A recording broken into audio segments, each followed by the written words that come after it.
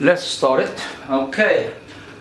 Let's continue, and then the physical science 201 motion part 4. We did not finish the example in part 3. Now we continue. It says, I drew a picture right here to explain the situation better, because pictures says about 1,000 words, right? And so what happens? The first small car, 40,000 kilo, was moving along a Y split, almost getting to the left arm, and then hit by the second car twice heavy behind at the 10 meter per second velocity. The second car, the first car was moving slow on 2 meter per second, and then the second car after the collision, after hit the first car, pushed forward faster, of course, the first car gained some momentum from the collision, then the collision made the second car lose some momentum, right? So it was slowing down because their masses did not change. So the second car started moving slower, get on to the split to the right hand side at a velocity in 6 meters per second. Now I'm asking what the velocity after collision for the first car. It started from 2, now it should be faster than 2, right? So that's what we list. The known given, so the mass and the velocity before and the velocity after. That's the unknown right here. So now we have everything clear. So we make the equation based on the law of conservation of momentum, right, before and after. So the first car was moving before the collision, so that's a first car multiply the velocity before collision, and add the second card before the collision, multiply the velocity before the collision, right? It's the 2b right here. Should be maintained constant, right, after the collision. So the mass 1 multiply the velocity 1 after, add mass 2, which the second car was heavier, multiply the velocity, it lost some, and after the collision, right? Now everything's known except this is the unknown, right? This is unknown, we don't know. So if we clear this, we don't put the number in there. Like I said, don't do plug-in. Plug-in get you more complicated. Too many numbers, too many decimals, and too many signs, plus, minus, subtract, addition, multiplication, and it confuses you. So you try to simplify the equation. Always do. Don't forget. So what do? We try to single out the velocity for the vehicle or the car, the number 1 after collision, the V1A. Now, in order to single out this term, of course, these two terms multiply each other, and we have to move this term to the left. We call shifting term. So we move this term entirely, all right, from the right hand side of the equal sign to the left hand side equal sign, right? And then change the sign from positive to negative. So then we do what? Then we divide this cross division. We call cross multiplication. You rarely heard cross division. That's the same thing. Why we cannot understand that? We should be able to. So it's going to go under all these 3 terms, because there's one more term add in, right? So then let's do this. So after shift term and divide with cross division, we have this: m1 multiply velocity 1 before plus m2 multiply velocity 2 before collision, and then subtract. Don't forget it. You change sign from positive to negative. Move to the left hand side of equal sign. Subtract, right?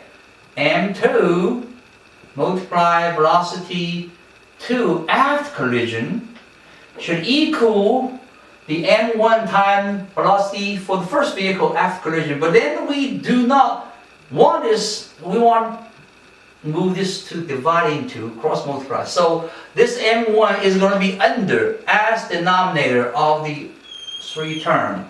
On top of it, m 1 right here.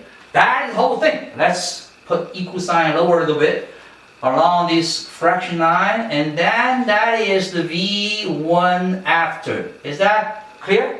Is that simpler? Now we plug in, right? So now we plug in. Plug in what? The value, right? Plug in the value, and then we also not directly use those numbers. We are looking for anything can be simplified. Now that is the way we deal with the word problem, which is the signs, right? Numerical value plus the units, because the numerical value for the multiple operation combined, the combination is already confused. A lot of people, if you involve units, is going to be more confused. So why don't you just follow me to simplify? See what it is. So M1, 40,000 kilogram, right? We go slow enough, right? Multiply what? Multiply the V1B, 2 meter per seconds. Now here, kilogram, kilogram. Then you add, right? Add M2, 80,000 kilogram. You put the parenthesis, and then multiply the V2 before collision. V2 before collision, 10 meter per second, right? And then subtract right here. M2, what's it? M2, 80,000 kilogram, right? It's on kilogram. And multiply the velocity is what? M2 after collision is 6 meter per second. Now this whole thing should equal what? We could switch. So should equal the solution of the answer for velocity for the first caught after collision equal the whole thing. So then you put line, continue, all, then you took M1. What's M1? 40,000 kilogram. Now we see, if we, well, let's skip this, called the factoring. You just check every term. Does this term have a kilogram? Yes, yes, yes, yes, they all have a kilogram. So what we are able to do? We are able to cancel them. Cancel them with this, because all these can be factored out with one term, kilogram, bracket, blah, blah, blah, 40 times, all these, right? And then you take this also, same term, right? Meter per second, meter per second, meter per second. So we put it behind, right? We can just take these two off, right? Take these two off, put this one and put bracket here if we want to. Now that is a little simpler, right? Now of course this bracket supposed to, let's rewrite it. This bracket supposed to, right? The bracket supposed to include the denominator as well, right? So this is going to be the denominator inside. Here we are able to just single this out and then replace this on the numerator outside bracket.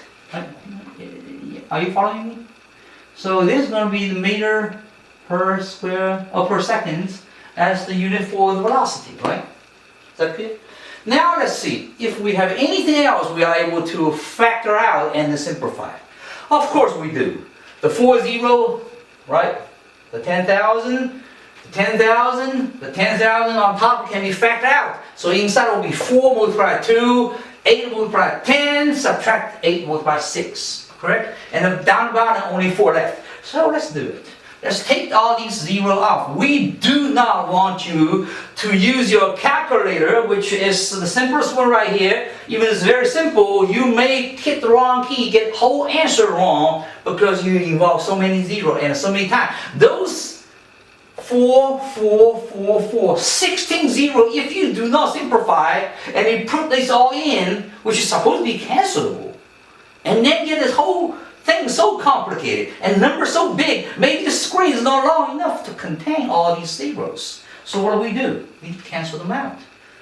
This cancel this, cancel it out, cancel it out. They all can be factored because the multiplication, right? And this also. So what left? The left is much, much shorter, much simple. We may just write this down again. So V, right? This is a 1 after, right? 1 after. V1 after, right? V1 after. So V1 after collision should be equal what? On top of the 4 times 2, right? Add 8 times 10, right? Subtract 8 times 6 over 4. And then you may put a bracket to clarify, and we'll need bracket. But here is going to be meter per second. Now, is that you need to put in the electronic calculator? No. We have one more step to simplify. These terms, 3 terms on top, all have 4 included, right? So yes, it is. So we do that. Now this is a very basic training for arithmetic. Should be taught and learned, become 2, and learned in the elementary school, right? So you divide by 4 is a common denominator, right? 4, and then become 1, so you don't write 1, but 8 by 4 divided by 4 is 2, 8 by, so that 2 then after is a 1. This is become 1, right? You don't have to write down the 1. But leftover is quite simple. What is the leftover? The leftover would be, now, 2 plus what? 2 plus 10 to 20, right? Right? Minus what? 12, correct? There's no denominator, right? Meter per square second. So what is that? 22 minus 12 is 10, right? So that will be 10 meter per second. That's the velocity for the first part. Right after being hit by a heavy, fast-moving cord with a higher amount of momentum, and then speed this up. But this one will slow down from 10 meter down to 6 meter per second speed. This one slowed down because part of its momentum was delivered loyally, because by law of conservation of momentum did not lose anything, transfer into this first car. So the first car getting moving faster and at the speed of 10. So it seemed like they switched that position. This one, and then there was one slow. Now, boom, hit. This one slow down there. See that? That's the situation. Got it? All right, we're done. Okay. I'll give you a couple of seconds, and I'm going to erase it, and then we are done with almost all the concept with examples on chapter 2, the momentum. Then we are going to get into the chapter 3 and 4, which is the energy. Now, we already talked about energy. We're not very strange to the energy when we talk about work, right? We talk about work. Work shares the same units, the physical units, with energy. What is that? Joule, right? In the international system, the joule. And then, we already did in the past involve the other energy units. It's much more common in the United States and by the Americans, and also describe the energy amount, but it's totally different terms. It's called a calorie, right? Calorie. And we already introduced. And calorie is a small unit in English system, right? We do not consider it as the international system, and it's 4 times bigger than the joule. We already introduced that. Now let's get into that to transfer the work into energy, and then we are getting into chapter 3 about energy. All right, now that's good enough. Let's erase this. Let's get into energy. All right. So from whatever we left over, all right, is the calorie and joule and energy. Now We already talked about this, but let's repeat a small review. As always, small reviews always helping. All right, small review always helping.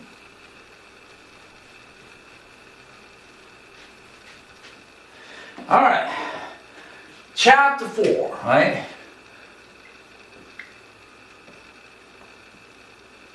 Chapter 4 or chapter 3? I think chapter 3, right? Energy. Energy, right? Energy. All right, and we already learned, right? We have already learned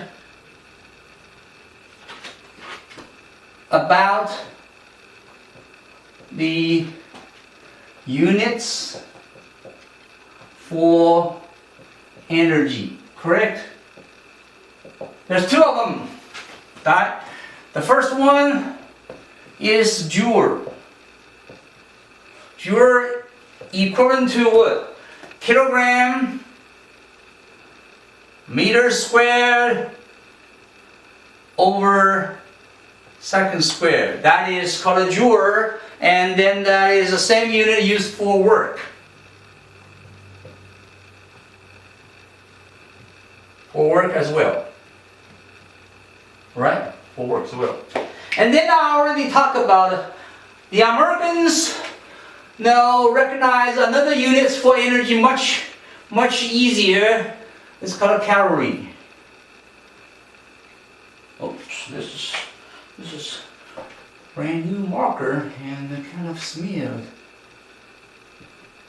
Calorie. Now I have to emphasize in this particular case the C is italic, but this is the name of English engineer. I guess it's English scientist or it's not. I'm not sure, but it's scientist and it's supposed to be capitalized. But in this particular case, calorie is defined as what? Defined as 4.184 joule or equal 4.184 kilogram meter square over second square.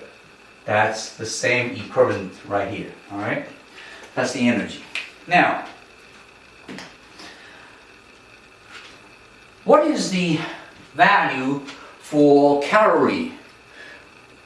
We already introduced. We're already familiar with it. So let's use that to introduce something more easy to. It's more easy to access. Right? The calorie, the small c, definition, right? What is a calorie? Oh, no, sorry. It's not a car, it's a calorie, right? Okay, calorie. Defined as what? It's defined as what? The amount of thermal energy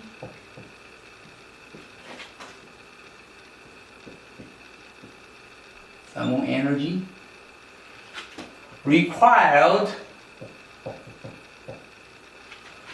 to raise the temperature, the TMPER, temperature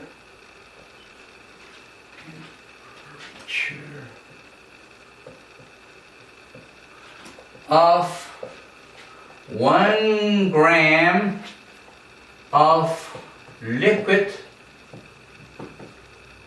water. Has to be liquid water, all right? Liquid water, which I'll give you simply in chemistry, the chemical form H2O, everybody knows that, but we already always very picky on the physical state. Is L, means liquid, right? Right? So raise temperature of 1 gram of liquid water by 1 Celsius degree. All right, that is it. And it just happened. The reason we introduced the definition for calorie, or after we introduced the joule, we already talked about it, and then in the past when we talk about work, right? Moving 1 kilogram of 1 meter at the acceleration of 1 meter per square seconds for 1 meter distance, that's called a joule, that's the work done.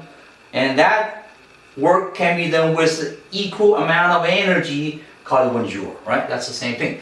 So here, so that's the definition. Why we use that? Because water is everywhere and easy to obtain, and we can't live without it, right? That's another one statement. And we are using water as a very easy way to make a standard for the energy we call calorie. And because when we talk about substances, their temperature increase or decrease. As we already mentioned in the past, what is the definition for temperature, right? If you still recall. If you don't remember, go back to my notes, my horizontal flowchart notes, and then check under the category called temperature, and then see what's the definition for temperature. It says temperature is nothing but the indicator of the kinetic energy these substances involves. Either you possess or gain or lose this much of the energy, and it will show by the temperature increase or decrease for the substances. So it is measurable. It is a measurable amount. We call the sensible heat in the future. Near future we'll mention that. So here is that. But this definition for defining the amount of energy, which is 4.184 joule, we call 1 calorie, also serves another purpose. Another purpose is called what? It's called a specific heat capacity for substances. So after we understood this now, so we're going to introduce a new idea or new concept. It's called a specific, all right, specific heat capacity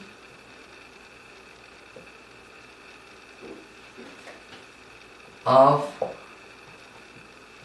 substances. All right. Specific heat capacity. What is capacity? Let's talk about capacity. Capacity, everybody knows. It's a layman term. It's a layman term. Everybody understands what a capacity. You say, okay, I have my stomach capacity.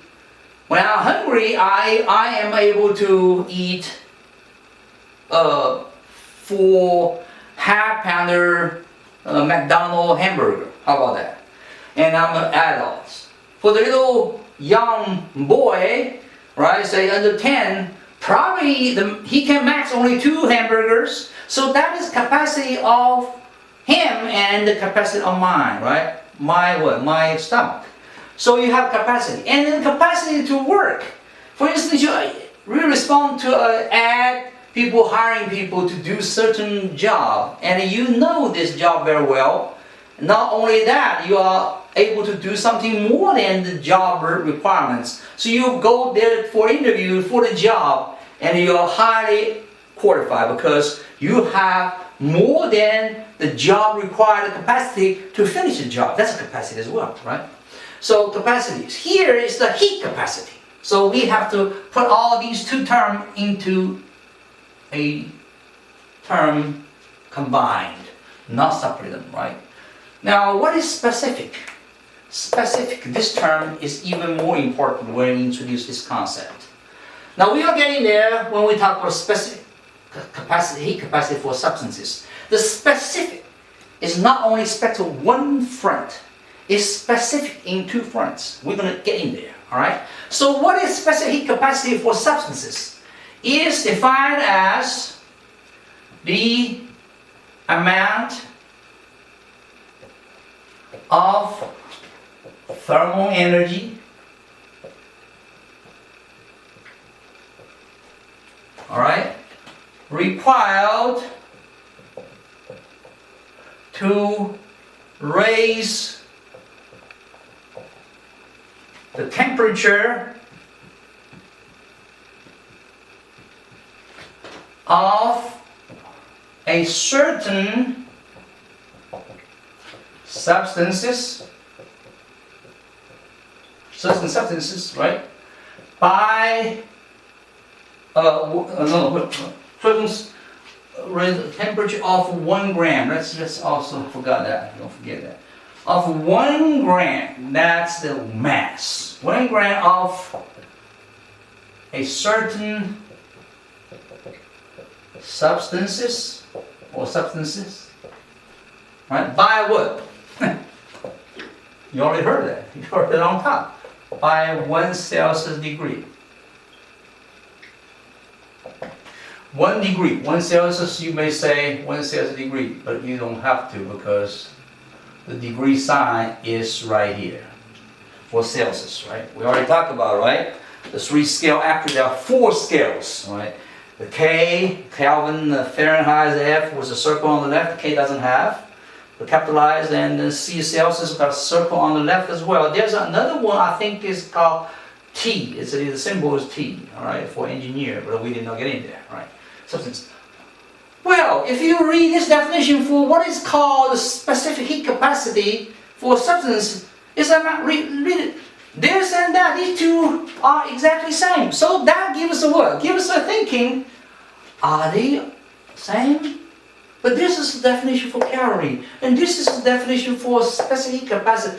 Yes, you are not confused. You are very clear. They are the same. So what happens here is the calorie actually is the unit. How many? So 1 calorie, right? 1 calorie, that's 1 calorie right here. The definition by unit of calorie. Per unit of calorie is defined the amount of thermal energy required to raise the temperature of a 1 gram of liquid water by 1 degree. So, the 1 calorie actually is exactly the specific heat capacity for liquid water. Can you see that? Go, if you, now, let me repeat something also here. This is a science, right? Reading scientific texts or reading scientific statements is not like reading a love novel, so exciting.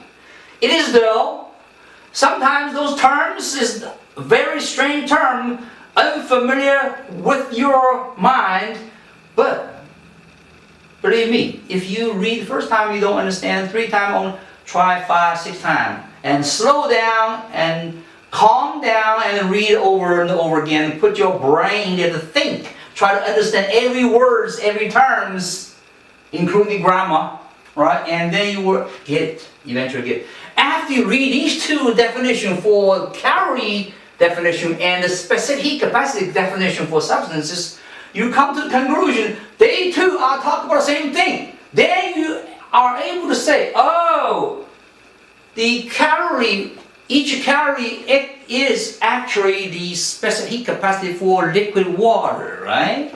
Now we get to the points. So let me give you a table of specific heat capacity. Now we're going to use that for some common substances. Alright? Now the table is quite simple. Number 1, substances. Now we may not have time to finish it. Alright? And the second column, is it's a physical state.